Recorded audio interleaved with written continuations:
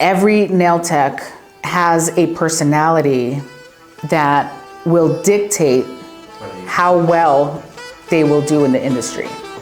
I've been getting even more feedback from those that are coming and doing tours of my school. And what I thought was just what I experienced years ago actually turns out over a decade later, it's still happening.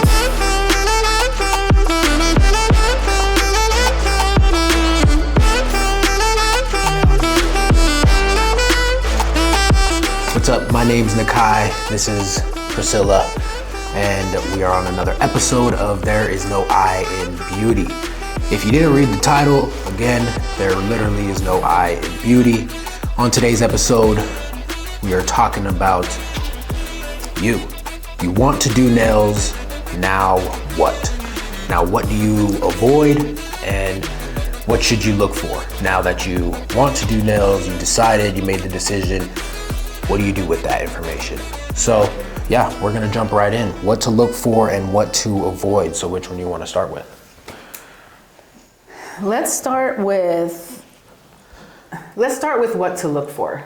We'll start with the good stuff. All right. Because that essentially is what is gonna make you stand out to your clients and to the community that you're serving. So yeah, we'll start there. All right, good deal. So what to look for now that you want to do nails is choosing the right school. So, of course, this is geared towards if you're not licensed yet. Mm-hmm. So, if you're not licensed yet and you want to do nails, choose the right school. So, I'll kind of let you start off. Yeah, and I'll start by saying, depending where you live, choosing the right school will ultimately determine the length of the course that you're going to take. Some states only require 300 hours for you to become a licensed nail tech. Some states require more.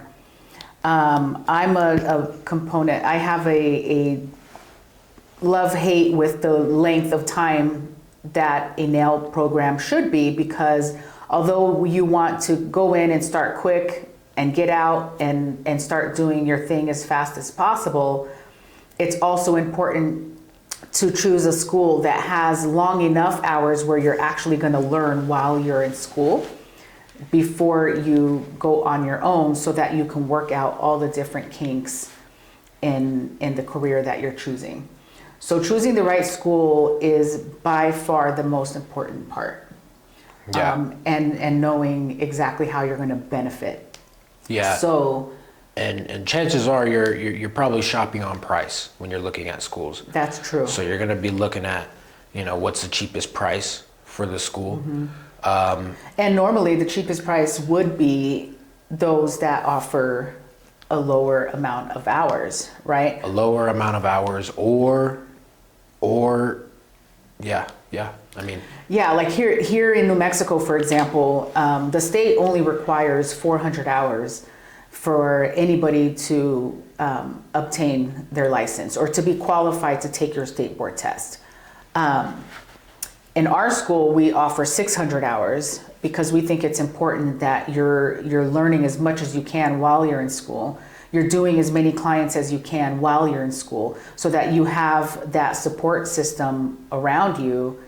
That way, when you go off on your own, you've already answered as many questions as you could possibly think of. And you got all your reps. You got all your reps in. You've done multiple services multiple times, so that you're comfortable when you graduate to actually do a service, rather than when you pick up the nail brush for your first client, your hands are shaking and you're like... Yeah, let me tell you what, that happened to me. So when I went to school, the course was 350 hours. And my first time on the floor seeing a real paying client, I was terrified.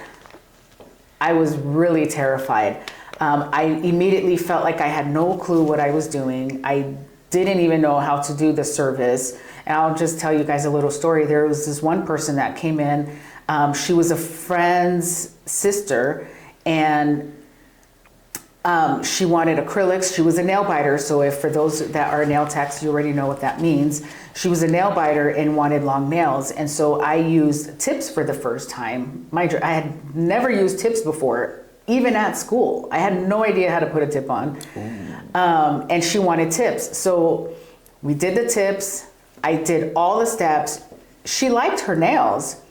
But it wasn't until about 4 years later when I saw them at an event that she told me when she went home that night, she washed dishes and she had her hands in water. And when she took her hands out, all 10 fingernails had popped off.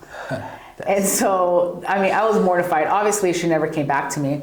But tough. The fact that I didn't know what the hell I was doing with my first paying client really like screamed at me. And I was upset at myself for not knowing, but at the same time, how would you know? How would I know? Yeah. So that's just a little story there. So choosing the right school. And another thing I want to mention is before you before you start the journey of choosing the right school, make a list of the different things that are important to you, right? Like, for example, I did a tour not too long ago at our school, and a young woman asked me, do you teach all shapes? And I thought, well, dang, that's a very good point. I'm glad she asked that question. She knows she wants to learn all shapes, and she's been asking every tour she goes on, she's asking every school the same questions. Yeah. Do you teach all shapes? Do you teach this? Do you do that? Do you do this? So have a list of the things that are important to you. Clearly, her learning all of the different shapes is important to her. And then that way you have a list to go off of, and you're checking it off as you go on these tours and as you're calling these schools, which school checked off most of the items that are on your list. Yeah. So that's the first pointer I would give when you're going on the different tours. And then also ask the question, how long do they teach those things that are on your list? Mm-hmm. That one is huge. And when we get into what to avoid, we'll go into that a little bit more deep. But that one is really, really huge. How long do they teach that, right? How do you learn? Do you normally learn hands-on? Are they only showing you a video for that particular thing and then allowing you to practice on your own? Do you learn with others kind of guiding and helping you? So all those different questions are going to really show you which school is the best school for you. Yeah. I mean, I think that's said pretty perfectly, really. I was going to say we can brainstorm as many questions that come to mind just off the top. Off the top? That they should, or what they should ask. Well, I mean, I think to an extent, everybody has different things that are important to them. True. But myself, as a nail tech, I would tell you what's important to me is, like Nakai said, getting my reps in. How many clients am I going to see? When I was in school, I kid you not, I would be exaggerating if I told you more than a handful of clients that came in that I actually got to practice on. And that's from pedicures to regular manicures to anything, service. Really, any service, not more than a handful. And I was there for 350 hours of my life. And so how many reps, right? You really want to get as much practice as you can while you're still in the building, because those people that are coming in the door, they know you suck. They know you're learning. They know you might make a mistake. They know you're going to take a long time. They know all those things, but they're paying a lesser amount knowing that you are a student. So they're more patient. They're more understanding. They're more open to getting to, kind of know you, like, hey, why did you choose nails? So they go in with less expectation of the student. Mm-hmm. And that just makes your life a whole lot easier. So how many reps are you going to get in? Learning all the shapes, that's actually a very good one to write down. Yeah. Because not all schools will teach you all the shapes. There's multiple different shapes that you can learn, and being able to hone in and perfect all of those shapes is very important, right? I know there are some schools in the States, namely there was a school that I visited in South Florida where they really only touched on the square shape. It was square, I want to say it was square and stiletto. And that was really it. The other shapes, they just kind of like touched a little bit on it, but they really focused on those because they believed that those particular shapes were the ones that were trending and that's all they wanted to teach. Not everybody's going to want those shapes. So that would be a good question. The other question to ask would be, what type of products do you use? What do you know about those products? Why did you choose those products? And do you teach product knowledge?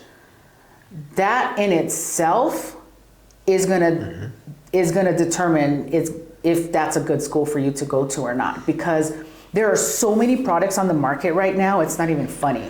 Yeah, and then kind of in hand with that, like also the product of the instructor. Is the instructor a nail tech? How long have they done nails? Yes. How long have they taught nails? Right? Like, yes, because you find that a lot. You find a lot, and this is not necessarily a knock on schools, but it's hard to find good nail tech instructors, right? I know I have friends that own beauty schools and they have the hardest time finding a nail tech to lead their nail program. I don't know why it's so difficult, or if maybe nail techs just don't really want to do that. Like, I don't know. But what I've found is there's a lot of times where you'll have someone who is a hairdresser, perhaps used to do nails 20 years ago, but hasn't really done nails in such a long time. But that person is teaching the nail program. And so that's a good question I'm glad you brought that up because that one's huge, right? Because if the person is a nail tech, they're gonna know how to use the product, but they're also gonna know how to teach you that particular product. Not only that, but they're also in a position where you would want to see yourself in the future. You would want to see yourself as a nail tech in the future. Why would you learn from somebody who's not a nail tech? Or you would want to see yourself as an instructor in the future. Why would you learn from somebody who took a different path like hair or skin, or somebody who does not do nails? Like, I would not teach you on nails. Your nails would be horrendous. Like, I wouldn't do that. Like, I'm not a nail tech, so like, why would you take my info on how to do nails? You shouldn't. You shouldn't. Like, you should be taught by a professional nail tech, somebody who's I would say has actively been in the industry for at least 3 years, actively doing nails, right? Knowing what makes the client tick, knowing which products you should and shouldn't mix. A lot of these companies nowadays, they are formulating their products to only work with their line of products. So the minute you shift and you start mixing, I'm going to use a primer from this product, and from this line. I'm going to use a gel from this line, and I'm going to do the acrylic from this line and the top coat from this line. And these companies, I'll tell you what, and I have a few friends that own product line companies, and this is what they do. Like, they make sure that their products only works at its optimal form when you use just their line. And the chemists that are designing these, I mean, in all honesty, it's brilliant, because from a business perspective, it's nice because they're going to ensure that the person that's choosing that line knows to not necessarily cheat on them, right? So sure, they're making a higher income because now they know that the person might have issues if they go outside of their line. I mean, it kind of sucks for us nail techs, but from a business perspective, I can understand. But unless your instructor is a nail tech, they're not going to know that, right? And if you're a nail tech, we're going to push the bar. Like, we're going to try different products. You're just going to try mixing stuff. You're going to try doing all of those things, and I encourage you to still do it, and just try it and figure out and find out what works for you, which line you like. But having somebody who is actively doing nails and has tried all the different products out there, and knows what worked for them, what issues they had. Hey, I used this product. Make sure if you're going to use that line, you apply your colors super thin. Make sure if you're going to use this line, you really shake your gel polishes. I've had situations where I've had to go to a school and teach the instructors why the gel was not curing right. And That's crazy. I'm a nail tech. And so as soon as I went in, I saw the line that they were using. And I'm like, oh, well, unfortunately, you're going to need to buy a polish mixer, because that particular line is not 100% gel. That particular line, because it's not 100% gel, all the chemicals in there, it starts to separate, right? So unless you're really mixing that gel polish, you apply the color, it's going to appear even. But before you put your hand in the light, that color is going to shift, and you're going to have thick on the sides, and you're going to have a super thin on the top of your nail, right? So the top of your nail is going to look very super light and streaky, and then the sides are going to look opaque and heavy. And they weren't understanding why that was happening. So that's another reason why it's important to make sure that you're getting trained by nail techs. Yep. So, I mean, just a quick recap on some of the questions. I mean, do you teach on all shapes? How long do you teach on those shapes? Or any topic, not just shapes. Whatever is important to you, Yeah. follow up with how long do you teach on that? How long? Yeah. What is the topic? How long? Right? Did the instructor do nails? How long have they been doing nails for? How long have they been teaching for? What products are you using inside of the schools? Why did you choose those? Why did you choose those products? That's a great start to kind of get your brain flowing onto what questions. And then everything else, you can just pick whatever is important to you, because that might be different. Yeah, what questions to ask schools. Yeah. All right, next, what to look for now that you want to do nails is? Working environment for your personality. That one's huge. I'm just going to start off by saying that every nail tech has a personality that will dictate Whether you how succeed. well they will do in the industry.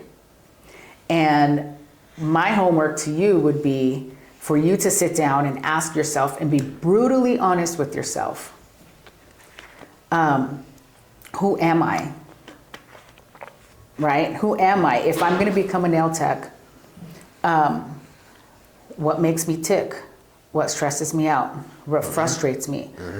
What type of environment do I thrive in? What type of people do I enjoy being around? How do I like to be Approached and talked to. approached, talked to, or even managed? Yeah. Because you may like to be micromanaged. You may Some like people somebody. do. You may like That's a somebody very to good kind point. of push you and press you on a daily basis. Like, yo, let's go. Like, yo, what are you doing? Yo, what's going on with your sets? Like, you may like somebody like a manager or a trainer to be pushing you. Yeah, and to you every that single day. makes you feel like you're being supported. Oh, yep. It makes you feel like, wow, like this You're person, progressing. They see something in me. They want me to do better, right? So you're a very coachable person. Others don't want to be micromanaged at all. Like others, they don't want to be told what to do. They want to be left alone. They want to be able to make their own mistakes and learn from those mistakes and not be told they made a mistake, right? Yeah. So That too. what types of environments motivate you, right? So those are all the questions that you have Yeah. to ask What- yourself. What environments, drain your energy, or what environments actually give you energy? Yeah. Do you like, this is just me. See, so like I know myself, like in the salon, like even just me working, even though I don't do nails, I work in the environment. So like when the music is very low. Like, it's very low, it's very quiet conversations in the salon. Like, that just doesn't feel like a very, like, for me, not an inviting environment. Like, I don't like working with very low music to where you could barely hear it, right? Where it doesn't kind of create. It's kind of boring, right? Everybody's whispering. It just doesn't create a welcoming space to where it's like okay, it's very welcoming. So it's not popping. Yeah, exactly. So like I'll turn up the music, to a comfortable setting to where you could still hear your conversations in the salon, but everybody else isn't hearing your conversations in the salon. That too, but then also like some texts would be like, why is it so loud? Like why do you have it so loud? And like they're more quiet individuals, and it's just like, well, because it fills the room, right? But that's just one of my preferences. Well, and you just touched on something, right? So when a nail tech says, why is it so loud, right? What a lot of times what we fail to remember is the environment. Although what we're teaching you here is for you to choose the environment that you like to work in. But when you are a professional, that mindset, once you choose where you're going to work, your mindset now needs to shift. What does the client want? Right? True. So some clients don't want a quiet environment, right? So whatever culture the salon that you're working in, obviously, or the space, right? Obviously, something's working because people are coming to that place because they like the culture, they like the environment, they like that the music is a little bit louder. So you're naturally going to attract the type of clientele that likes and enjoys the culture that you're trying to sell. So if you're going to work for a salon, if you're going to work for someone else, you have to respect their culture and understand that culture is what is bringing people to your chair, right? People dig it, clients like it, they're going there for the environment, and you are in the environment showcasing who you are, but also respecting the fact that that's their culture that's been working for them for many years. Yeah. Now, if you're going to work for yourself, you can do that too. But then as you start, meeting clients, start asking them the questions. What do you like about this environment? What do you dislike? What would you change? And all of those things so that you can start catering to your clientele. Yeah. And then, if you go to work inside of a salon, and what you like personality wise, who you are as a person, you can bring that to them and say, hey, I like to be micromanaged. I like to be pushed. I like to be, given pointers on a daily basis, like, and targets. I like to see those type of things. I'm a goal-oriented person. Or you go to them and be like, hey, I don't like to be micromanaged. I kind of just want to do my own thing. Yeah. Kind of like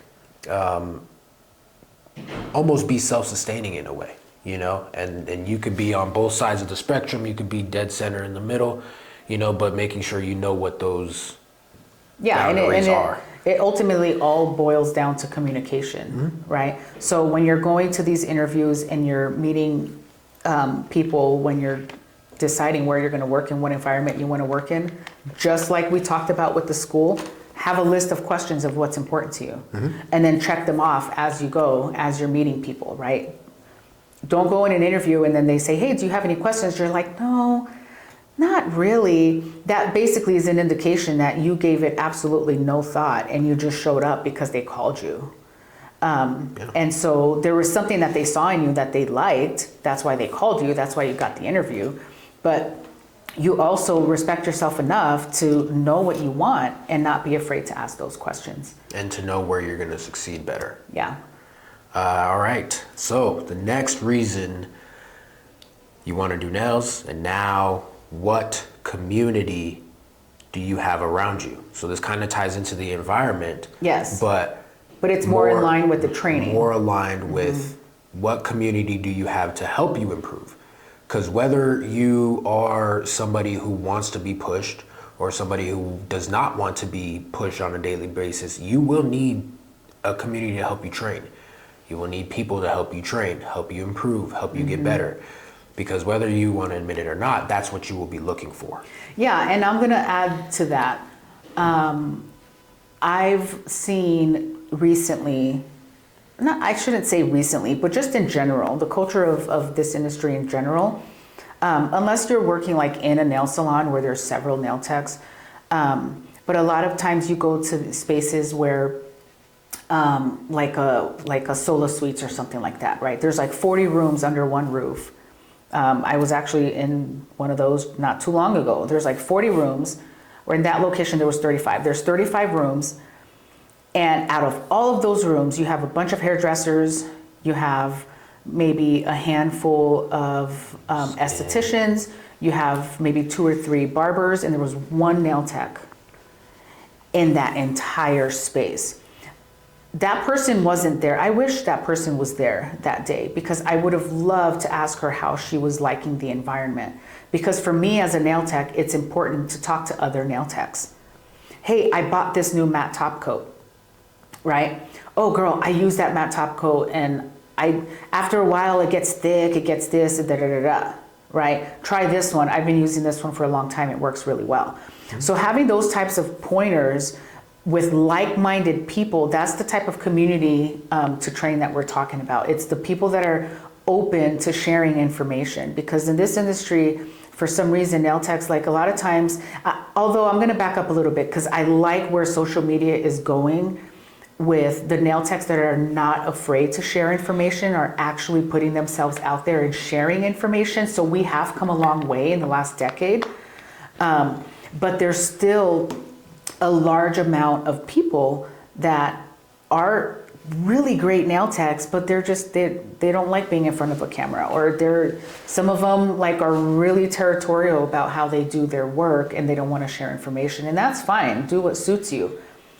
But I believe that nail techs thrive in a nail tech environment, right? So imagine if you had a location like something like Sola Suites, right, where it was all nail techs. That to me would scream, damn, like that's where I want to be one day, because I can communicate nail language. I can communicate industry leading, language, and know that I'm surrounding myself with people that are not afraid to share. And that's going to in turn make me a better nail tech. Yeah, and then of course, and then this goes back to what I said in one of our previous videos, which was, you can do their set, even though if you get close enough with them, you could do their set. They'll be like, oh yeah, like, don't do this. Hey, I'm not feeling well. Do you mind taking this client? No, Is that what you're talking about? No, I'm talking about like you do that technician set. Oh yes, and where you do each other's nails. Yeah, that's a big one. And honestly, you know what? For not being a nail tech, that's a pretty good point. I'm glad you. Yeah, come on. He's not a nail tech, and that's I'm observant. He's very observant. So, yeah. As a nail tech, dude, sometimes we get to the point. We don't want to, like for me, I don't want to do my own nails all the time. How well can you do your right hand? Because you're right-handed. Well, now I can do it better because. How well I would. And the only reason though is because I trained myself to start with my bad hand first. Yeah. So one of the girls in the salon asked me to draw a bow on her right hand because she's not left-handed. And I was like, I'm not a nail tech. I'll do my best because I feel like I can draw fairly well. But she needed help with her left hand or her right hand, because she was right-handed. So she was doing her nails with her left hand. So like even things like that, even if you do one hand, even if you do their strong hand, because they can't do their nails with their left hand, like that is like, even if it's one hand, it doesn't take the full length of the set, and you get pointers and feedback, and you become friends. I mean, at the end of the day, you become friends. You want to like the people that you're working with, right? You want to have things in common. You want to be able to hang out and do things, and you want it to be a good working environment, right? And so like going back to that one person that is in a room of 35 different professionals. Gosh, I want to say it was on a Friday. I think it was a Friday afternoon, and she wasn't even there. You know, and it just made me sad because I know there are environments out there where you can find a really good group of nail techs that like to work together and will work on each other. And so, yeah, so for me as a nail tech, there are times where I don't want to do my own nails. That too. Like right now, I'm like 5 weeks in and it's driving me nuts, but I'll just wait because I just don't feel like doing my own nails, right? A community that is willing to share information and willing to help train, especially if you're new. Yeah. Now time for some of them. Well, before we go into that, let me just finish by saying this. Whatever environment you choose, make yourself an asset in that environment. Yeah. That's the point. And it doesn't matter whether you're working for yourself or whether you're working for somebody else. Even if you're working for yourself, at the end of the day, your clients are your employers, right? Because they're the ones that are paying you. So make yourself an asset and bring your best to that environment, right? And so I just wanted to finish with that. Yeah, that's a great point. So now, what do you avoid now that you know you want to do nails?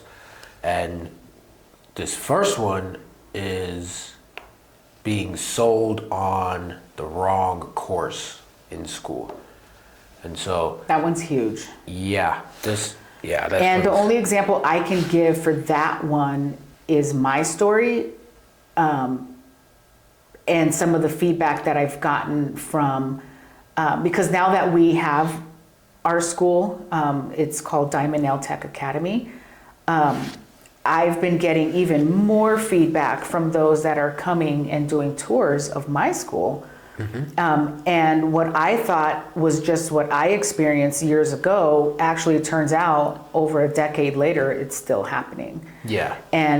And it's being sold on the wrong course. Like for me, when I went to do the tour of the school that I chose, I knew I wanted to do nails. I knew for a fact I had no intention of popping pimples and putting wax in places I don't want to see. That's gross. But sorry, Nakai. That's gross. But I had no intention of doing that. Like it just grosses me out. So I knew I didn't want to do that. I knew I did not want to do hair. I don't have any. I just don't find joy in like rubbing a stranger's head and the cutting and the coloring and the fear of ruining somebody's hair, and then they have to walk around with that for 4 to 6 weeks because you can't fix it right away, because if you do, their hair is going to fall off. That freaked me out. So I knew for a fact that I only wanted to do nails. I went to several different schools. Did several tours. I ultimately chose the school that I was going to go to. But even at that school, they tried to sell me on a larger course. Of course. I mean, from a business standpoint, sure, it makes sense, right? Do you want $8,000 or $9,000, or do you want $23,000? Well, what do you think their answer is going to be? So, but I stuck to my guns and I said, no, I only want to do nails. I don't have intent. So after several, and they asked me several times, even halfway through my course, they asked me if I wanted to upgrade to learn how to do skin. And I told them no. So don't get sucked in and don't get hustled when you know you want to be a nail tech. Now I'm talking to just nail techs here. If you know for a fact you want to just do nails and you do not want to do skin, you do not want to mess with hair, stick to your guns and go for the nail tech program. Go for the schools that have a nail tech program, right? Don't get hustled into paying for something else. And a lot of times the way that they'll sell it is they'll say, oh, well, if you get bored with nails, you can then fall back on this. You have a fallback, you have a backup plan, you have this, you have that. Chances are, if you want to just be a nail tech, you're not going to fall back on hair because that's not where your passion is. That's not what motivates you. That doesn't really like give you energy to want to go out and do something. But if you're the type of person where you just love it all, you love hair, makeup, skin, nails, if you love all of it, then absolutely, hands down, do the Cosmo course. Do the Cosmos course. Learn everything you possibly need to learn. But keep in mind, if you lean more towards nails, you're gonna get maybe between 3 and 6 weeks of nail training in that program. And it's not because they're trying to be shysty or negative in any kind of way. That's just how the courses have to be aligned because the length of time that it takes to learn how to do hair and skin. Right? Yeah. It takes longer to actually get good at nails rather than the others, right? And what I mean by that is it'll take longer to get good at a wonderful set of nails, so they give the least attention to it. Right, so it'll because the focus, they have to pull that focus into hair because you could get better quicker. Does that? Maybe I don't. Yes and no. It's not that you can get better quicker. It's that there's so much that goes into learning how to do a proper haircut, and there's a lot of math that is involved with learning how to do color. Yeah. That you need months and months and months of practice and training because, like I said, you can make somebody's hair fall off, right? Yeah. So if you're looking at it from like a safety perspective and from the level of difficulty, I can understand why they're only going to spend 3 to 6 weeks on nails, right? Because if you mess somebody's nails up, you can soak off the gel polish. You can soak off the acrylic set if the client doesn't like it. You can't soak off the hair. Green hair, right? You can't soak off a chemical peel that was done wrong and you gave somebody a 2nd-degree burn on their face. So from a safety parameter, I can understand why they set up their courses the way they do, but that doesn't necessarily mean that if you only want to do nails that it's okay that you get hustled to do the whole course when you want your focus to be mostly on nails, but instead you're getting 9 months of hair, 3 months of skin, and 4 weeks of nails, and you want to be a nail tech. That's where I have beef. That's where, to me, I think, the business is always going to try to sell you on the highest course. But then also choose the right school. But then choose the right school. Have your questions ready to go. How long do you guys teach nails? Yep. And are you okay with only learning 6 weeks of nails and 9 months of hair? Knowing you want to be a nail tech. Knowing that you don't want to do hair. Yeah. So just be upfront and knowing exactly what you want. Yeah, and then also make sure to check out one of our other episodes, whichever corner it's in, about things that beauty schools or nail schools will even teach you. That one we kind of dive into more so the bad habits that you will probably learn from some of these schools. I'm not saying all of them, but some of them. Quite a few of them will teach you some bad habits that you do not want to pick up because it'll actually set you back. So be sure to check out that episode where we kind of dive a little bit deeper into some of those topics around beauty school. And a lot of this information I actually got from just traveling around the US and visiting different schools and sitting down with their directors and just asking them questions. So there was a lot of research that went into this. And figuring out like what is the culture of schools nowadays? Like what are they offering people and are people benefiting from it? What areas are they doing really well in and what areas are they not, where students are graduating not knowing everything that they need to know, not necessarily about the industry, because you're going to learn some stuff when you're on the floor. But at least learning enough for them to be able to have a good foundation for them to succeed, right? And I can tell you right now, the 8 years that I've owned my salon, and I've been hiring these graduating individuals, brand new, fresh out of school, and I've seen what has worked and what has not. And I then would spend a lot of my time, energy, resources, and effort into training them how to succeed in this business. With learning and unlearning. Learning and unlearning was a big one, was a massively big one, to the point where, I've hired individuals that went to just a nail program, but they didn't know how to hold a nail file. Like, that to me was just shocking, that you can spend 600 hours of your life and you still haven't honed in on how to hold a nail file. To me, that's a bad school. That is, you ought to be ashamed of yourself that you took $8,000 from someone and they still don't know how to hold a nail file. Sure, you went to go learn how to be a samurai and you don't even know how to hold the sword. Bro, what do you... Yeah, and it's your weapon. It was just very disheartening to me as a professional who enjoys nails, who enjoys teaching people how to leverage this business. It was very disheartening, which is what in turn motivated me to launch my own school, because I'm just tired of seeing it. Yeah. So we can stay on that point for hours. That's the next one right there. Whew, okay.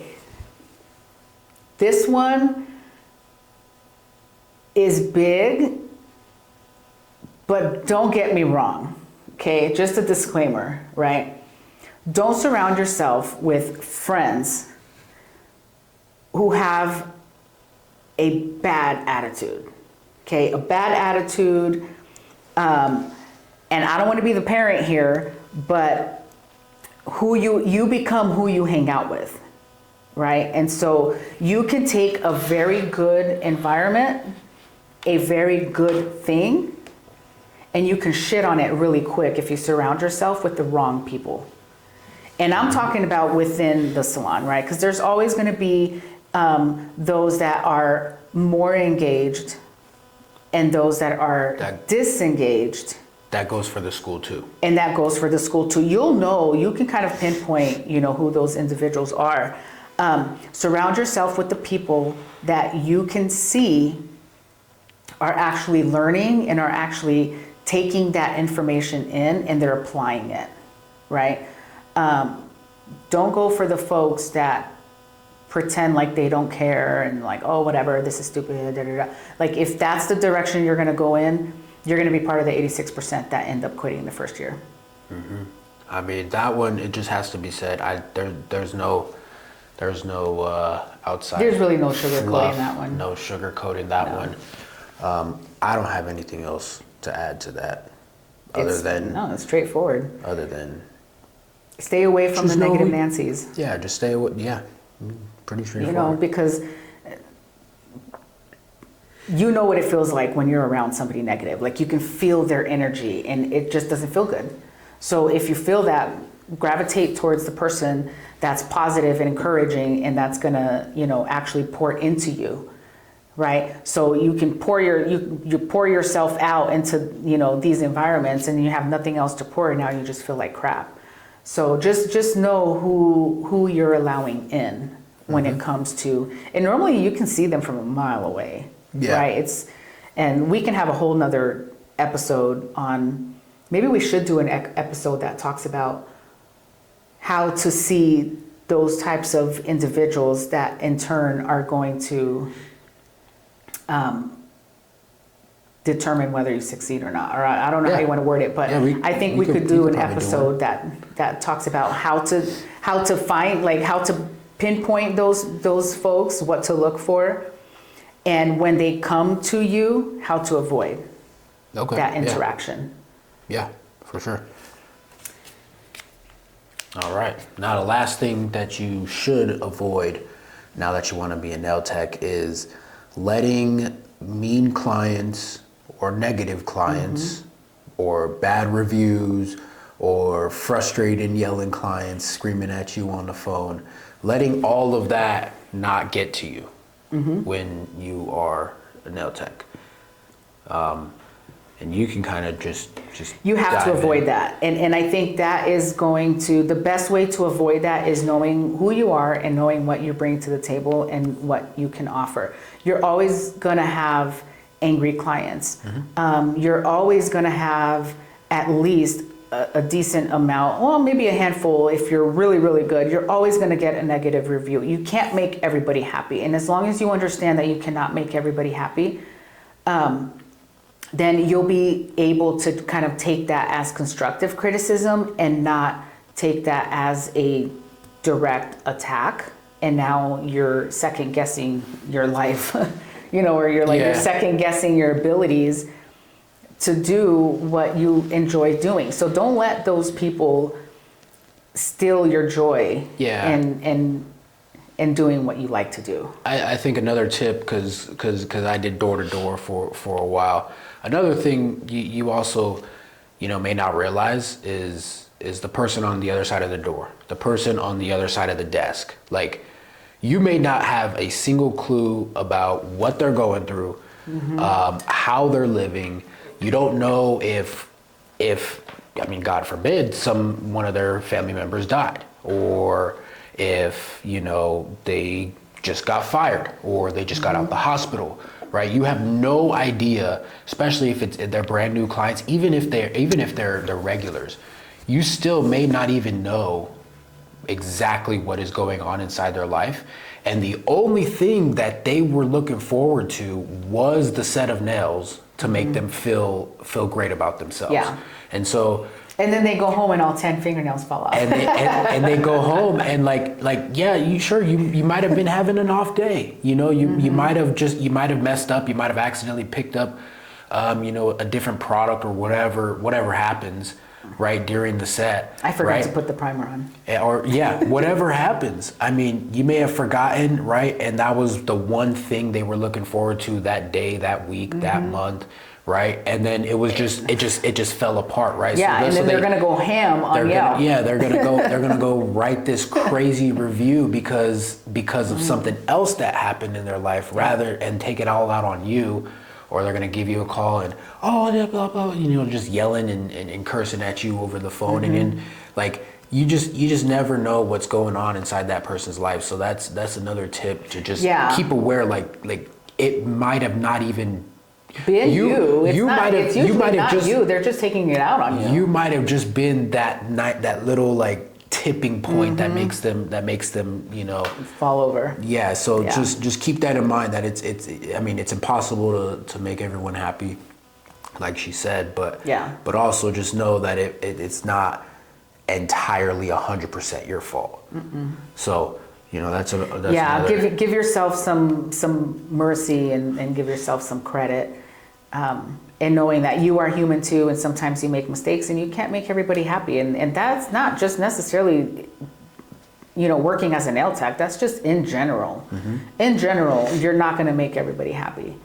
And you have to be okay with not making everybody happy. And I promise you, those that you do make happy, they will come day in and day out, appointment after appointment, and you'll have the best time of your life building a relationship with your clients. And so take the 99% good and bank on that, and forget about the 1% that can care less. Yeah. All right. Any last thoughts on? No, I hope this was a good episode. I hope you guys were able to get tremendous value from this, and so that you know what to look for now that you decided to become a nail tech, and you know what to avoid. If there are other topics that we haven't gotten to with those particular things, what to avoid and what to look for, put a comment and say, hey, can you guys talk about this? Do you think we should avoid this? Do you think we should look for this? And that could be a whole nother episode that we can do. So just be interactive and let us know what you want us to talk about, because this is dedicated to nail techs. There's no I in beauty. Yes, there's no I in beauty. There's I in nails. There's no I in beauty. Yeah. But I'm a nail tech. I want to bring as much value as I can to you nail techs. Yeah. So just to recap down, that you want to do nails, what do you look for? Look for choosing the right school to help you succeed. Look for the proper working environment for who you are as a person, and look for a community of nail techs that will help with training, with educating, with growing, expanding, learning, Knowledge, products, everything that can help you be the best nail tech you want to be. And then what to avoid on the other side is being sold on the wrong course, knowing that what they are giving you at the school, like a Cosmo program or whatever else, knowing that it could be the wrong course for you if you want to be a nail tech. Number two is being friends with people who have a negative attitude or a negative approach to everything that they do. And then last thing to avoid is letting bad reviews, negative clients, mad clients, letting all of that get to you. So that's just a quick recap for those. Be sure to subscribe and check out some of our other episodes in this podcast. We're going to be bringing them to you every single week. If you are or around New Mexico and you are interested in doing nail school, be sure to check out Diamond Nail Tech Academy. We are open and we are enrolling. So if you want to check that out, go ahead, check that out. If you want whether you want to become a licensed professional or if you are already a licensed professional but you're looking for extra training, we provide that too. Yep, extra training, extra coaching, mentoring, whatever it is that you need. At any stage of your career. At any stage, yep. Yeah. You just graduated, you're having a hard time building clientele, or you've been doing nails for a few years now and you're ready to become a nailpreneur, we have a whole training course dedicated to that too. Yeah, so be sure to check all of that out. Everything will be linked in the description below. Like she said, if one of these that we touched on that you want more about, put it in the comments, or something we didn't touch on and you have a question about that, put that in the comments as well. Be sure to follow Priscilla Smith. I am Priscilla Smith on all social media platforms. Nakai Smith. You probably can't spell it without the screen. That's my fault. And I take full responsibility for that. So, book Unraveling Passion, written by Priscilla Smith. Confront your past to find your future. If you're interested in that, that'll also be linked down below. Anything else? That's it. I hope you guys got a tremendous value out of this, and we look forward to seeing you all soon. Yeah, stay tuned for next week's episode where we'll be talking about a topic that you would like to listen to. All right. Have a good day. All right. See you guys later. There's no I in beauty. Peace.